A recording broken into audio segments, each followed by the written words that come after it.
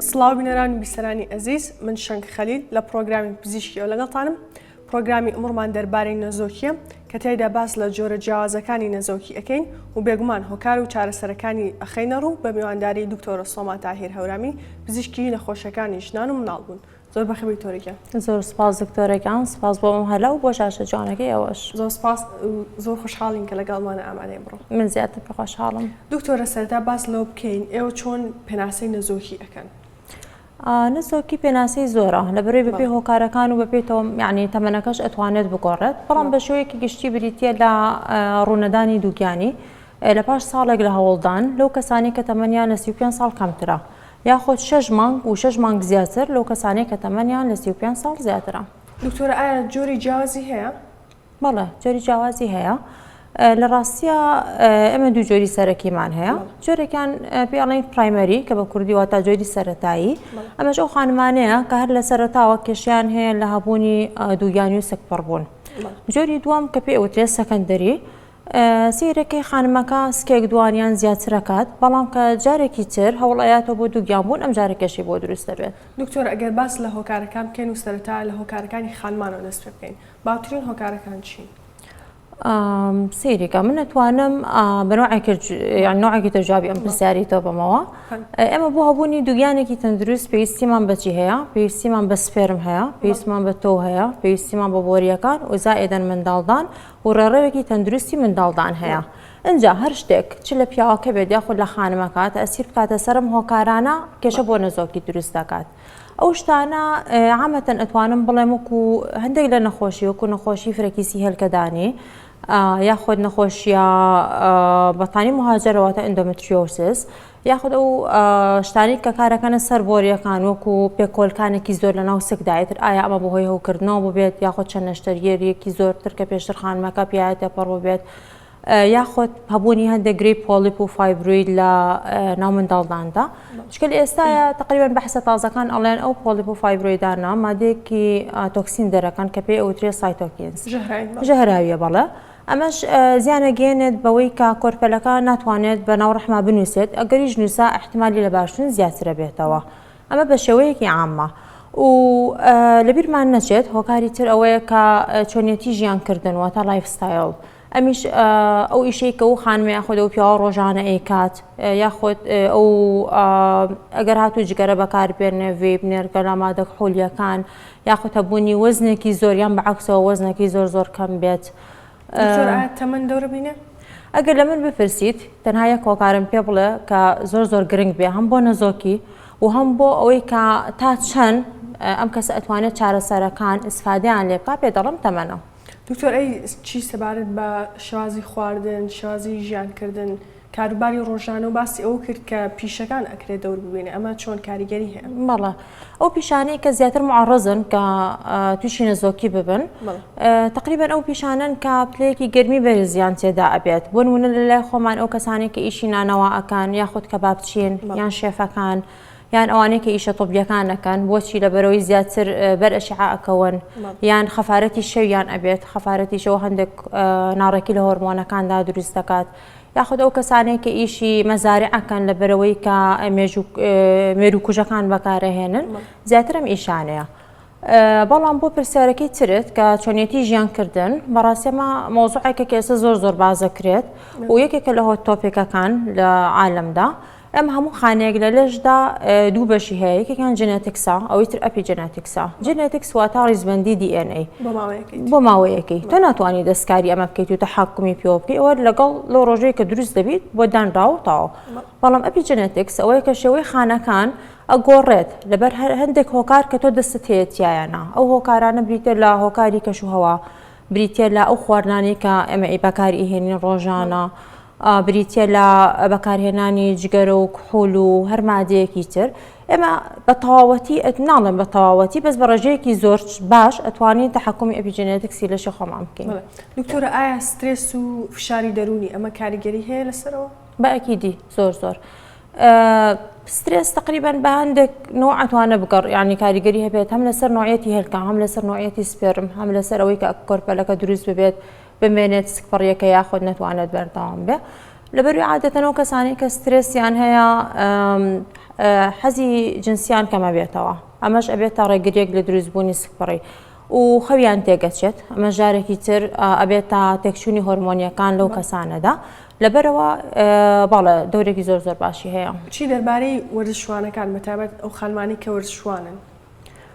خوي هرشتك كبزوري بيكيت باشنيا بكميش بيكي هر باشنيا قبل ناور استابيت لبروا ورزش اگر هاتو برجيكي زور بكريت ياخذ ماده بروتين ستيرويد كاني لقلها بكار بهندت هم لخانمان وهم لبيواني جدا هم رجي توكا كماكات نوع اغلبو كانوي بو درست بيت حتى لإستايا بستيرويد كان او تريد ميل بيرث كنترول سواء وكو حبي منع لبيوا ايشاكات ولخانماني شابه عيني شويه لبروا اما قد اموشگاری خان مكان ناكين كرياضيكي زور زور قرص بكات ياخذ بهيج نوع رياضه نكات ابيت تقريبا رياضي بكا كلنا وراس تابعت اوي كلا دائما دان راوا لكتبه كانوا جايد لاين كان معنا تقريبا لحفتيك صوب 50 دقيقه بتوانت رياضه بكات 9 دقيقه مودريت بيت زور زور باشا دكتور باسي ستيرويد كان كرت كلهولا لجوانه كان مكان هنده اما تاچنه کاریگری لسر نزوکی هست حزکم زیادتر رون کردن ماموده ستیروید کان کاریگری کی زور باشیان هیا باش بس موی که کاریگری کی زوریان هیا لبروی که بشوی کی خراب بالا بشوی کی خراب رجی تو که کما کنه و نوع اغلبو کانو درست کن بلام خوش بختانه لبیاوا لبروی که سپرمکان باقی سپرمک تقریبا همو سه مانجارک تازه ابیتوا اما اشتکه که اتوانه چاک بکرد بلام وصانی ستیرویدکا برا هندك تقريبا صالك ابيتا تاكو بطاطي سبرمي باش دس بكوت دكتور اي بوماوا وميجو خزاني كاريجري هي لسر جماري منال كانوا نزوكي بوماوي كاريجري هي بشويكي راسخو هم ناراسو خوش هني كسر لو كاتوي كل دايك ابيت لواني هالكداني نبت لواني من دالداني نبت ياخذ لواني العائله كان نخوشي فركيسي هالكدان ياخذ نخوشي بطاني مهاجره هبت ايش درباري نخوشەکانی تر بۆ نمونە نەخۆشیە درێژخانەکانی وەک شەکرە و زەخت ئەمانە کاریگەریان هەیە؟ کاریگەریان هەیە دەبرێت و هەموو نەخۆشیێک بنمونە شەکرت باس کرد ئەگەر باسی جۆریەکەمی شەکرە بکەین کە بە نەخۆشیێکی مەناعەدانرێت نەخۆشە مەناعیەکان زۆربەی کاتەکان کێشت بۆ دروستەکەن لە پرۆسی دووگیانبوون و حتا لە کاتی دووگیانبوونەکەش خۆیدا و چی دەربارەی نەخۆشیە گواستراوەکان؟ نەخۆشی گواستراوەیی ئێمە هەندێک نەخۆشیمان هەیە کە بە ڕێگەی سێکس دەگوازرێتەوە ئەمانە تەسیریان بەوە ئەبێت کە دەکات ئەبێتە هۆی گیرانی بۆریەکان یاخۆت لاوازبوونی جوڵەی بۆریەکان یاخۆت پێکۆلکان کە لەناو سکدا ڕوودەدات لەبەرەوە بەڵە دەوریان هەیە و حتا هەندێک نەخۆشی تریشەیە کە مامپس ئەوە شەر بە هەمان شێوە تەسیریە ئەمیان زیاتر لە پیاواندا تووشی نەزۆکی دەکات و باسی مادە کیمیاکان و مادە قڕکەرەکانی کرد ئەمانە چۆن کاریگەریان هەیە؟ نەک تەنها مادە کیمیاییەکان حتا ئەو میکیاجوعاترێکی ئەمە ڕۆژانە بەکاری ئەهێنین تەسیراتێکی زۆر زۆری هەیە بۆچی چکە مادەیەکی تیا پێوەترێت فتاڵیت عادەتەن لە لەشدا ڕێژی ئیسترۆژین کەمەکاتەوە هەر شتێکیش ڕێژی ئیسترۆژین کەم کاتەوە دەردانی هێلکەکان یان نوعیەتی یعنی کواڵیتی هێلکەکان یان ئەو کۆرپەلەی کە دوایی دروست دەبێت کاریگەریەکی زۆری دەبێت لەسەری دکتۆرە وەک ئەزانین لەم ساڵانەیە ڕێژی نزۆکی لە بەرچاو 20 ساڵی ڕابردووە بۆ نمونە زۆر زیاد بووە هۆکارەکانی ئەمانە بۆچی ئەگەڕێنیتەوە؟ هۆکارەکان زۆرن لە هەمووی دیارتر نوعیەتی حیاتکردن لە ئێستاە لێستا خانمەکان لەوانەیە لە تەمەنێکی تۆزە درەنگتر زەواجەکان یان بڕیاری سکبوونیان تۆزە درەنگەکەوێت لەبەروی کە لە دەرەوە ئیشەکان یان نەخوێنن ئەمە هۆکارێکی سەرەکیە هۆکارێکی تر ئەوەیە کە پێشتر باسمان کرد یعنی بەکارهێنانی هەندێک مادە لە ئێستاە زیاترە نوعەتی خواردنەکان لە ئێستاە خواردنی خێرا زیاتر بەکارهێنرێت ئاردیسپی شەکر ئەوانە زیاتر بەکارهێنرێت بێچکە لەمانە حەزەکەم باسی شتێکی تر بکەم کە ئەم ساڵ لە ئوسترالیا بەحسێک کراوە لەسەر پیسبوونی ژینگە لەو بەحسەیە دەرکەوتووە کە تقریبا لەم ساڵدا لە سایاشل ڕێژەی سەرکەوتن واتە سەکسێس ڕێتی مختبەراتی مناڵی بلووری کەمی کردووە کە ڕۆژنە دەرەوە دراسەیان کرد سەیریان کرد ئەو ڕێژەی کە دانراوە بۆ پیسبوونی ژینگە کە خۆی بێت تقریبا 15 مایکرۆگرام بۆ هەر مەتر مربعێک تقریبا بووە سێ ئەوەنە اینجا کە من ئەم بەحسم بینی بەڕاستی گەڕامەوە بۆ لای خۆمان وتم بزانم پیسبوونی ژینگە لای ئێمە چەنە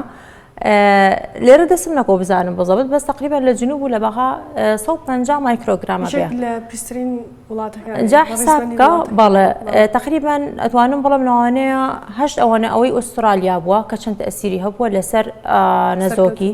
سەرکەوتنی ڕێژەی مناڵی بلووری و هەروەها مناڵە بارچوونیش. دکتۆرە چۆن بەیەکێکڵێن ئەم کەسە نەزۆکی هەیە چۆن دەستنیشانیەکەن؟ خۆی لە ڕاستیە من زۆر حەزم لە وشەی نەزۆکی نییە لەبەرێ خۆی نەزۆکی نەخۆشیە هەروەکو چۆن یەکێک شکری هەیە زەختی هەیە پێویست بە بەکارهێنانی بەعزێک عیلاجەکە بەس هێشتا دەستەواژەیەکی ترمانیە کە بەکاری بێنین چکە نەخۆشەکان تۆزە قورسە بەلایەنەوە کە پێی ئەڵێیت نەزۆکی و ئەزانێ ئەمە ئەخیر دەرەجەیە بەس خۆی مەخی دەرەجە نییە ئەمە دەستنیشانکردنی نەخۆشیەکەیانە. لەبەرەوە یەکەم پشکنین کە پێویستە بکرێت تەبان پشکنینی سپێرمە پێشەوەی تۆ خانمەکە هیچ شتێکی تری بۆ بکەیت دوای لە خانمەکە ئەبێ متەئەکید بی کە تۆ هێلکەیەکی باشت هەیە هەموو مانگی هێلکەت هەیە و زائدەن بۆریەکانت بە جوانی ئیشەکە منداڵدانێکی باشت هەیە و فەحسەکان پشکنینەکان دوای ئەو بەپێی پێویستیەکانە. دکتۆرە چارەسەرەکان چین ئەو ئەگە سەرتا لە دەرمانەکانەوە دەست پێ بکەین؟ چارەسەر لە پێشەوەی ئێمە دەستکەین بە دەرمان هەندێک جار چارەسەرەکە زۆر بەسیتە سیرەکەی هەر بە گۆڕانێکی بەسیت لە نوعەتی حیاتیە شتێکی زۆر من دایمەن ئەڵم بە نەخۆشەکان ئەوەی کە من ێڵم زۆر بەسیت دیارە بە زۆی دەستکەوتەکەی زۆر گەورەیە نیو سەعاتێک پیاسەکردن جار هەیە هەموو مۆزوعەکەت بۆ حەلەکات لە ڕۆژێکە یاخۆت واسێنان لە جگەرێ لە ڤیپە لەو کەش و هەوایی کە تۆ تایە ئەژیت دوای ئەوە علاجی هەبوو دەرمان یاخۆت علاجی نەشتەرگەریەت هەندێک کات حاڵەتەکان زۆر بەسیتە هەندێک کاتیش حاڵەتەکان ئەوەن ئاڵۆزە کە زیاتر لە دکتۆرێک پێویستە بەشدار بێت لە چارەسەرکردنی نەخۆشەکاندا و یەک شتی تر هەیە من حەزەکەم کە نەخۆشەکانیان بۆ وەرگرتنی چارەسەر دەروونێکی زۆر ئارامیان هەبێت لەبەرەوەی زۆر بێکات نەخۆشەکە لەبەر ئەو زەختەی کە لە دەوروبەری هەیە لەسەری سیرەکەی پەلەیەتی هەم بۆ وەرگرتنی عیلاجەکە هەم بۆ دەستکەوتنی ئەنجامەکەی تۆ یەکەم جار بە شتێکی بەسیت لەگەڵی دەست پێەکەی لەوانە زۆر باوەڕی پێی نەبێت لەبەر هەر هۆکارێک بێت دکتۆرێک ئەکات دوانەکات سیانەکات تووشی ناڕەحەتێکی دەرونی جستەیی مادی زۆرە بێتەوە بەڵگەکەی لەو نقطەیە قەرارەیە کەواز لە هەموو شتێک بێنێت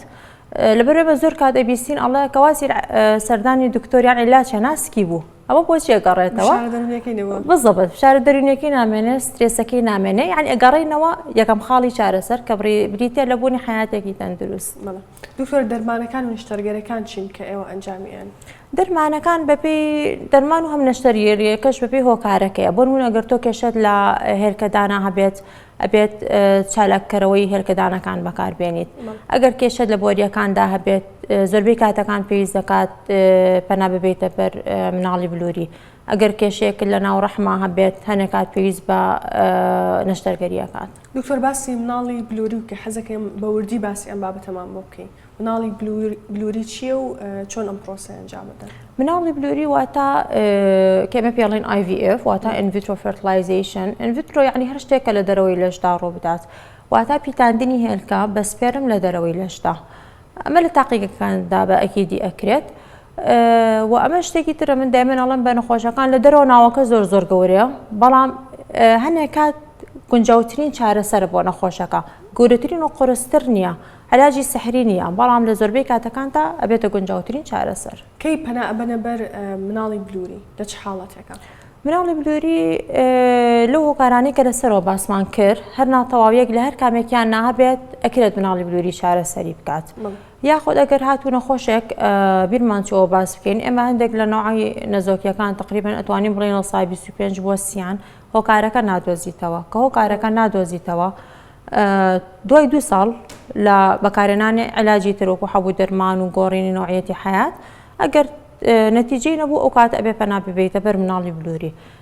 بەعزە کاتێک خەڵکەکان نەپرسێ ئەڵێ من پشکنینەکانم هەمووی طەبیعیە چ پێویست دەکات مناڵی بلووری بکەم خۆی یەکێک لە دیارترین هۆکارەکان بۆ کردنی مناڵی بلووری ئەو نوعی نەزۆکیە کە هۆکارەکەی نازانێت. دکتۆرە ئێوە کە هێلکەکە هەڵەبژێرن ئایا ئەم مناڵێکی نمونەیە و ئایا سیفەتەکان ئەتوانرێ بەپێی خواستی دایک و باوکەکە بکرێت و لە ڕێی شێوە یاخود ڕێگەزی مناڵەکەەوە؟ ناکرێ بڵێ مناڵێکی نمونەیە لەبەرەوەی هێلکەکە کە تۆ هەڵێبژێری لەو خانمەیە باشترین هێلکەی و خانمە هەڵەبژێری نەک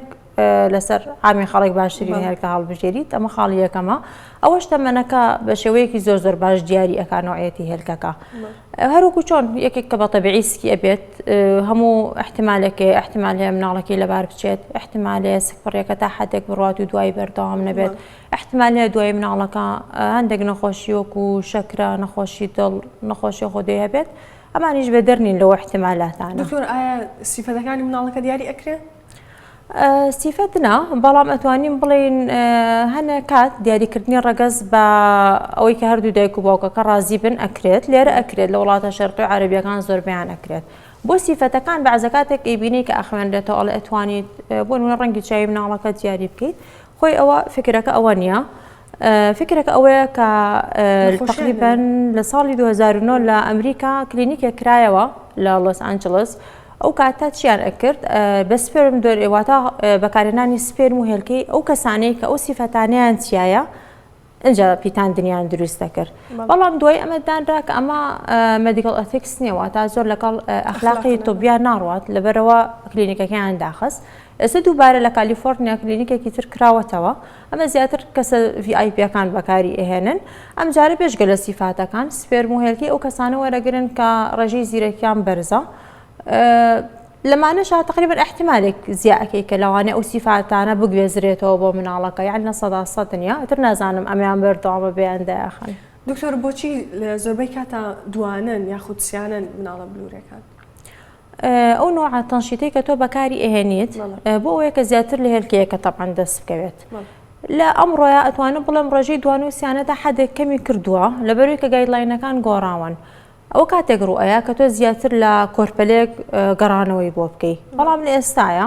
زیاتر لە دوو کۆرپەلە گەڕانەوەی بۆ ناکرێت هەنی احتیمالی سیانە ئەگەر هەبێت زۆر کەمترە. دکتۆرە ئایا ئەم چارەسەر بۆ هەموو هاوسەرێکە گونجێت یاخود ئێوە دیاریەکەن ئەمە بۆ ئەم هاوسەر گونجێت یاخود نا بۆ هاوسەرێک نییە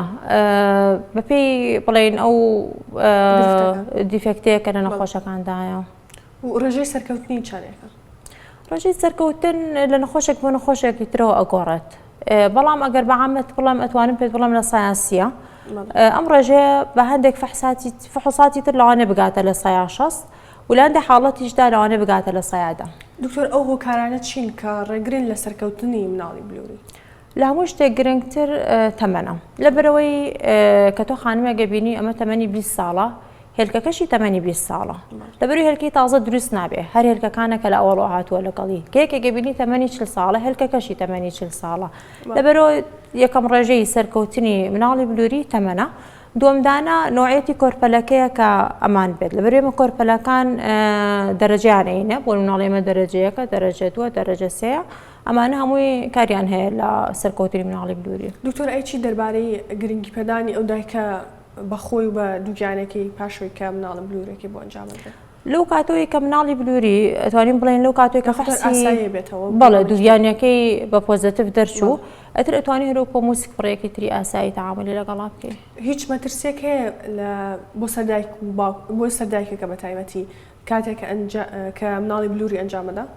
مەترسیەکان تقریبا وەکو هەموو حاڵەتەکانی ترە تۆ یەکەم جار ئەو عیلاجانەی کە پێی احتیمالی هەیە بارێکی نەخوازرایی تیا دروست بکا کە ئەمە پێی ئەڵێن ئۆڤەرین هایپەرستیمولیشن واتە سێرەکی هێلکەکان زیاتر لە خۆی جوابت ئەیاتەوە ئەمان دەکات باری تەندروستی دایکەکە تێکەیات و دوای ئەوە ئەمەش پرۆسەیەکی نەشتەرگەریە یعنی وەکو هەموو پرۆسەیەکی تر احتیمالی خوێن بەربوونەتێ احتیمالی ئیلتیهاباتی هەیە دوای ئەوە و لامان کاتیشا ئەبێ ئەوە بزانین کە ئەم دایک و ئەم کەپڵام دایک و باوکە ئەچنە فشارێکی جەستەی دەرونی و هەم مادیش نەعینی کاتان. دکتۆرە بابەتێکی تر هەڵگرتنی هێلکەکانی خانمەکانە ئایا ئەم بابەتە بۆ کێ ئەنجامەدرێ و چۆن سوودی هەیە؟ هەڵگرتنی هێلکە لە ئێستا تقریبا ئەتوانم بڵێم هەرچەنە خۆی مێژوەکەی زۆر تازە نییە بەس تازە بە تازە زۆرتر خەڵک بەکاری ئەهێنێت ئەوەیە کە خانمێک هەڵەستی هێلکەکانی بۆ هەڵەگری بۆ کاتێکی نادیار هەتاوەکو 55 ساڵ ئەتوانێت هێلکە هەڵبگیرێت بەڵام بەپێ ینی عەقدی جێگەکان کە تۆی بینی جیاوازە سێرەکەی سنتەرێک 5 ساڵی داناوە هەیە 10 ساڵی داناوە لەبەر دوو هۆکارەکرێت هۆکاری کۆمەڵایەتیە یعنی سێرەکەی خانمەکە خۆی هەر قەراریاوە نەوانەیە 5 ساڵی تر زەواج کا 3 ساڵی تر زەواج کا یان کە زەواجی کرد ئەو نەزوو بە تەمای مناڵبوون نەبێت ئەو کات دەتوانانی هێلکەکانی بۆ فریز بکەیت و ئەگەر هات و پێویستی کرد ئەنج بەکاری بێنێتەوە. نوعیتی دووەم بۆ ئەو کەسانەیە کە تووشی هەندێک نەخۆشیە بن کە پێویستەکە بەعزی عیلاج وەربگرن تەئسیرێ بێت لەسەر هێلکە و هێلکەدانیان وەکو نەخۆشە شێرپەنجەییەکان ئەوانەی کە عیلاجی کیمیایی یاخود عیلاجی ئەشعە وەرەگرن ئەتوانن پێشەوەی بە فڕۆسەکە دابڕۆن ئەگەر هاوسەرگیریان کردبێت ئەتوانێت کۆرپەلەکە هەڵبگرێت ئەگەر هاوسەرگیری نەکردبێت ئەتوانێت هێلکەکانی هەڵبگرێت. دکتۆرە حاڵتێکی تر ئەوەیە کە خانمێک بەکرێ ئەگیرێت یاخود لە بەرامبەر هەر شتێکە کە مناڵی دوو کەسی تر هەڵبگرێت ئایا ئەمە چۆن ئەنجامەدرێ و بەسەرکەوتووە؟ ئەمە خۆی پێوترێت سرۆگەسی واتە دایکی بەدیل. من لەو حاڵەتانەیە ئەکرێت کە دایکەکە خۆی ناتوانێت مناڵەکە هەڵبگرێت. هەندێک کەس کە لە دایکە بێت تەنها هێلکەدانەکانی هەیە منداڵدانی نییە. هەندێک کەس منداڵدانی هەیە بەڵام سیرەکەی منداڵدانەکە یان حەجمی زۆر بچووکە یان شێوەکەی هی ئەوە نییە کە بتوانێت مناڵ هەڵبگرێت یان هەندێکا دەیبینی پێشتر دووگیان بووە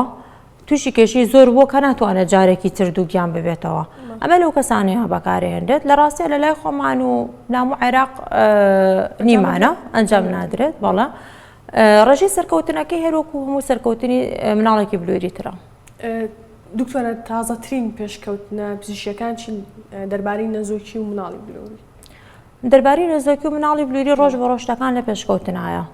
ئەتوانم بڵم لە ئێستایەک لە باشترین شتەکان کە بە عیلاجێکی سحریدا ئەنرێت فەحسی جینات و کرۆمۆسۆماتە. ئەمە بۆ ئەو خێزانانەیە کە هەڵگری نەخۆشی بۆ ماوەین مناڵێکیان دوو مناڵیان هەیە هەڵگری نەخۆشیەکەن بۆی ئەم جارە ئەوە دووبارە